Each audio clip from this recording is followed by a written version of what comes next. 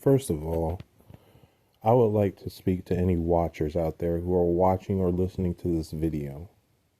Come find me in the physical realm.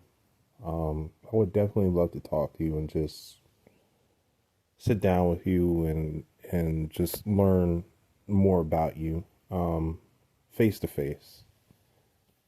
I know that angels can materialize, so come find me. Um, so to get into the meat and potatoes of things, this is kind of a book review for Liber Nephilim, but to read the book and to experience the book are two different things. And when it comes to the different approaches of connecting with the Nephilim collective, I prefer to use the sigils because the sigils will unlock a lot of information, even though it covers just the first 20 chiefs and the 4 demon queens. They have a lot to say, and it can lead into other things and other information and other ways to connect easily with the Nephilim collective. First of all, I would like to say when I mention Nephilim, Nephilim means fallen or to fall. So it includes the watchers that fell, as well as their children, as well as everybody else that was associated with the watchers. Okay, so if I am talking about the children of the watchers, I will say the children of the watchers instead of the Nephilim, because a lot of people assume that the Nephilim is the name for the children of the watchers. Anyway, when it comes to the watchers and them talking about the good old days, it was not the good old days. It was kind of dark, not a very good time for regular human beings. I've been writing down the history from different perspectives, and it's wow, like where to start. I mean, it's just kind of like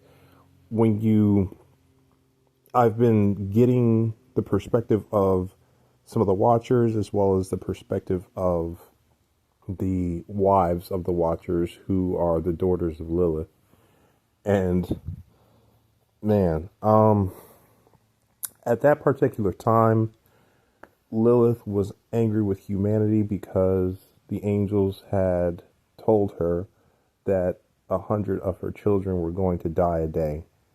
And she was very angry with the children of Eve.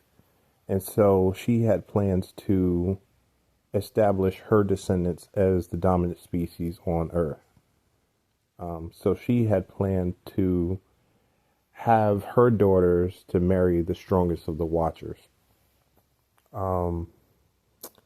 At that time, the watchers had come down. Humanity was like this project that they were obsessed with, and creating physical reality and maintaining physical reality. And so at the time, they were kind of interested in evolving humanity through creating their own bloodlines. And so they were very obsessed with sex. There were a lot of parties going on. They were very well known. And at that time, initially, they didn't have feelings for humankind because they had not lived human lives for very long. Wow, it was a crazy time. What they did created chaos, even though angels are beings of order. And so because they disturbed this balance, things had to be rebalanced, which was why they were punished. The different watchers were punished according to the degree of their cosmic crimes. So it was like some are on parole, living as human beings, while others are, I guess, jailed in the abyss,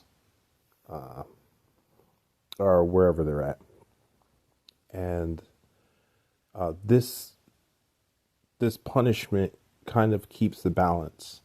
Like, these angels were put in a specific place and held there in order to maintain reality. So, yeah, you have the different watchers that have their different roles and their different personalities. Shemyaza is kind of dodgy. A lot of them are very picky about who they talk to and who they teach because they were misunderstood and the things that they taught were abused.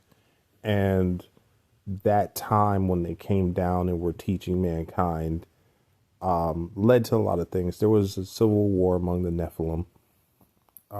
There was a time when the wives of the Watchers, who were the daughters of Lilith, went on a genocidal campaign against humanity.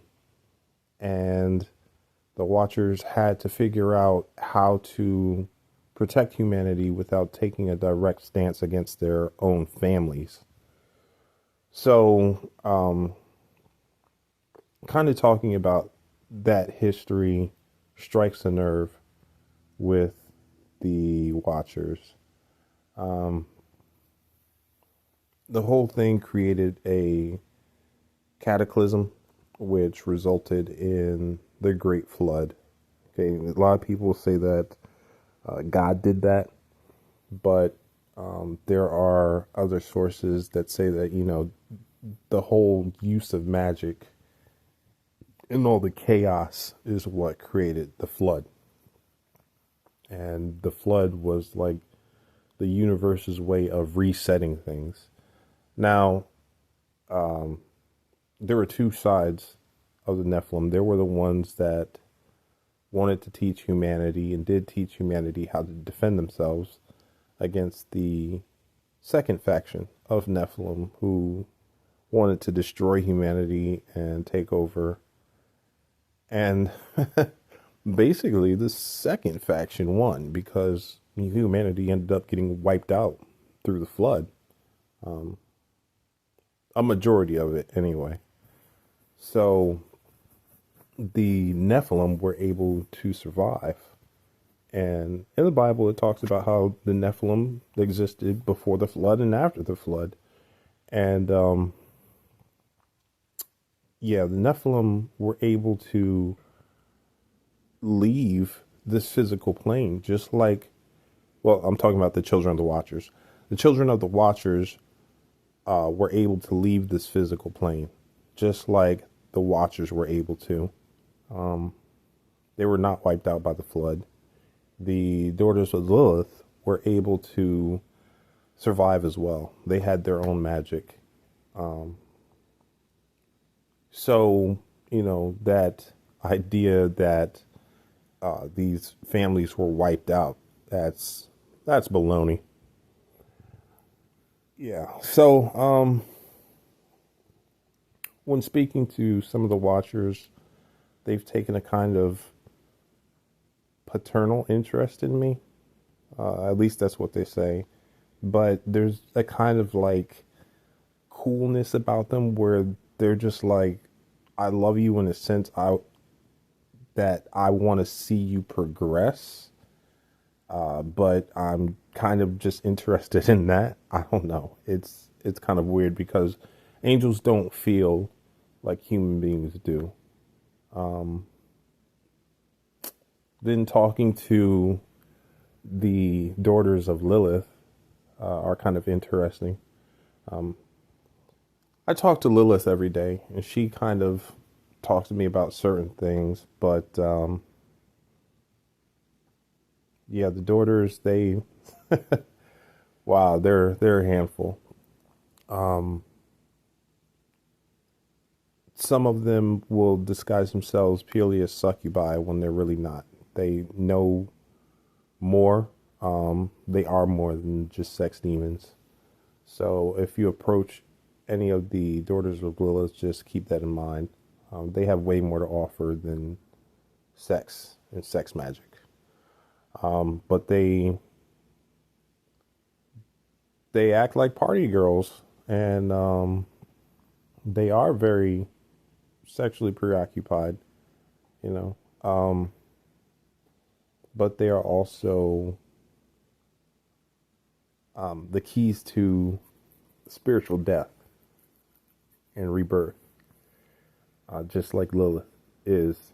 They all have different personalities. There are some that are more chill than others.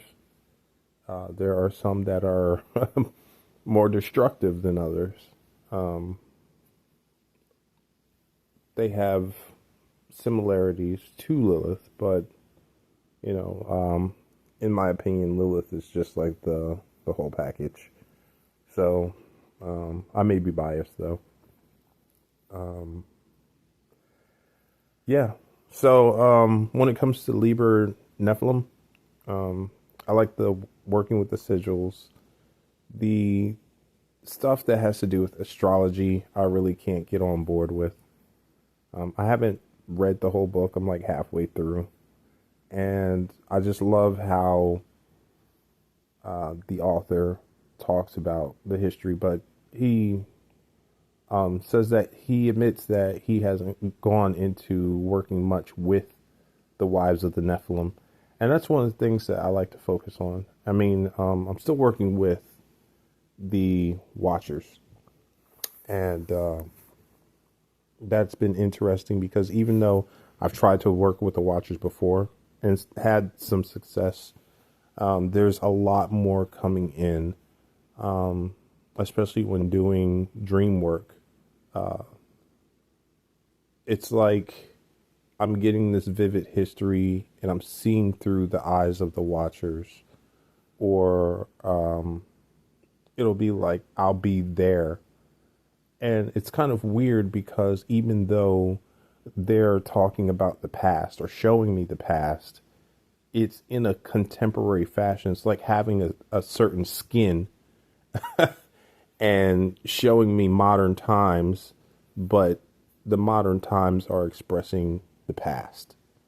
And in a way, it's kind of interesting because they say that everything that we had, technology-wise, has already come to pass. Like civilizations rise and fall. They come to this point where they're so advanced that they end up destroying themselves. So, it kind of makes sense that with the Watchers coming down and teaching men and changing civilization and society, it would eventually get to a point where the past kind of looks like the present.